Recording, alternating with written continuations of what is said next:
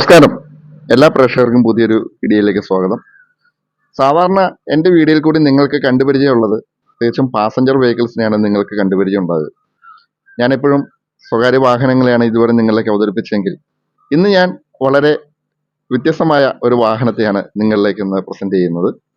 2014 model commercial വെഹിക്കിളായ Bharat ബെൻസിൻ്റെ 1217 ആണ്. ഈ ഒരു വാഹനം മൂന്നാമത്തെ ഉടമസ്ഥയിലുള്ള ഈ ഒരു വാഹനം വളരെ മിന്റ് കണ്ടീഷനുള്ളതാണെന്നുള്ളത് പറയാതിരിക്കാൻ വയ്യ. തികച്ചും 1,94,000 കിലോമീറ്റർ മാത്രം ഓടിയിട്ടുള്ള ഈ ഒരു വാഹനത്തിന് റീസെൻ്റ്ലി അപ്ഡേറ്റഡ് ആയിട്ടുള്ള പേപ്പറുകളാണുള്ളത്. ഫിറ്റ്നസ്, ഇൻഷുറൻസ് ഇതെല്ലാം റീസെൻ്റ്ലി അപ്ഡേറ്റുകളാണ്. രണ്ട് റേഡിയൽ ടയറും 4 നൈലോൺ ടയർസുമാണ് ഈ വാഹനത്തിൽ പ്രൊവൈഡ് ചെയ്തിട്ടുള്ളത്. അത്യാവശ്യം നല്ല ടയർ കണ്ടീഷനിലും ഉള്ള ഒരു വാഹനം. എൻ്റെ കസ്റ്റമർ പുതിയൊരു വാഹനം പർച്ചേസ് ചെയ്തതിനെ തുടർന്ന് അത് വിൽക്കുവാനുള്ള തയ്യാറെടുപ്പിലാണ്.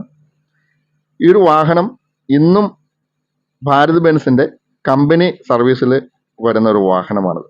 അത് ഈ ഒരു വാഹനം എന്ന് കാണുന്ന ആളുകൾക്ക് നിങ്ങൾക്ക് മനസ്സിലാവും എത്ര ഭംഗിയായിട്ടാണ് കസ്റ്റമർ ഈ ഒരു വാഹനത്തെ മെയിൻറ്റെയിൻ ചെയ്തിട്ടുള്ളത്. ഇപ്പോൾ കസ്റ്റമർ മാത്രമല്ല, ഈ ഒരു വാഹനത്തിൻ്റെ സാരഥി ആയിക്കോട്ടെ വളരെ ഭംഗിയായിട്ടാണ് ഈ ഒരു വാഹനത്തെ അദ്ദേഹം മെയിൻറ്റെയിൻ ചെയ്തിട്ടുള്ളത്.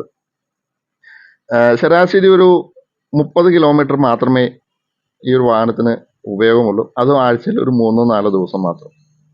ഒരു സിമെൻറ്റ് ഹോളോബ്രിക്സിൻ്റെ ഉടമയായ ഇതിൻ്റെ ഓണറുടെ സ്വന്തം ഫാക്ടറിയിലേക്ക് മെറ്റീരിയൽ കളക്ട് ചെയ്യുന്നതിന് വേണ്ടി മാത്രമാണ് അദ്ദേഹം ഈ വണ്ടി ഉപയോഗിക്കുന്നുള്ളൂ. പുറത്തുള്ള ഉപയോഗങ്ങൾക്കൊന്നും ഈ വാഹനം ഓടാറില്ല. മൂന്നാമത്തെ ഉടമസ്ഥയിലാണെങ്കിലും ഈ ഒരു വാഹനം വന്ന് കാണുന്ന ആളുകൾക്ക് മനസ്സിലാവും ഈ ഒരു വാഹനം മൂന്നാമത്തെ ഉടമസ്ഥയിൽ നിൽക്കേണ്ടല്ല, ഒന്നാമത്തെ ഉടമസ്ഥയിൽ നിൽക്കുന്ന ക്വാളിറ്റിയിലാണ് ഈ കസ്റ്റമർ വാഹനം മെയിൻറ്റെയിൻ ചെയ്തിട്ടുള്ളത് എന്നുള്ളത്.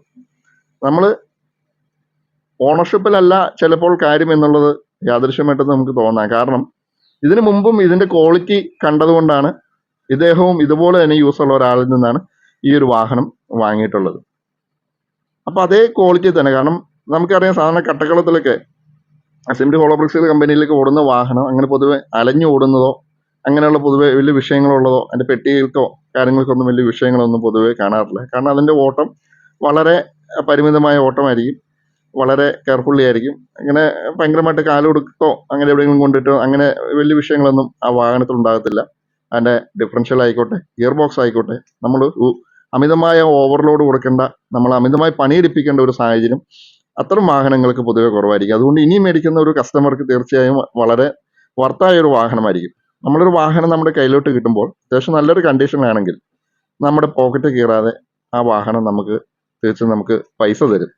മറിച്ചൊരു വാഹനം മേടിച്ചിട്ട് അതിൻ്റെ A to Z നമ്മൾ നന്നാക്കി എടുത്തിട്ട് നമ്മൾ ഓടിക്കേണ്ട ഒരു സാഹചര്യം ഉണ്ടെങ്കിൽ നമ്മൾ മേടിച്ച വിലയോ അതിനേക്കാളും മാർക്കറ്റ് വിലയേക്കാളും കൂടുതൽ പലപ്പോഴും ആകുന്ന സിറ്റുവേഷൻസ് ഉണ്ടാകാറുണ്ട്. ആ വക വിഷയങ്ങളൊന്നും ഈ ഒരു വാഹനത്തിന് ഇല്ല.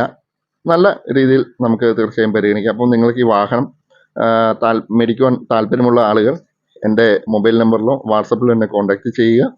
എൻ്റെ സ്ഥലം വരുന്നത് കൂത്താട്ടുകുളത്തിനടുത്തുള്ള എലിഞ്ഞിയാണ്. ഒന്നുകൂടി പറഞ്ഞോട്ടെ, ഇത് കച്ചവട ആവശ്യത്തിനായിട്ട് എടുത്തിട്ടിരിക്കുന്ന വാഹനമല്ല, ഇതിൻ്റെ ഓണറുടെ കയ്യിൽ തന്നെയാണ് ഈ വാഹനമുള്ളത്. മറ്റൊരു വാഹനത്തിൻ്റെ വിശേഷങ്ങളുമായി നിങ്ങളിലേക്ക് ഞാൻ വീണ്ടും വരുന്നതാണ്. അതുവരെ നന്ദി, നമസ്കാരം.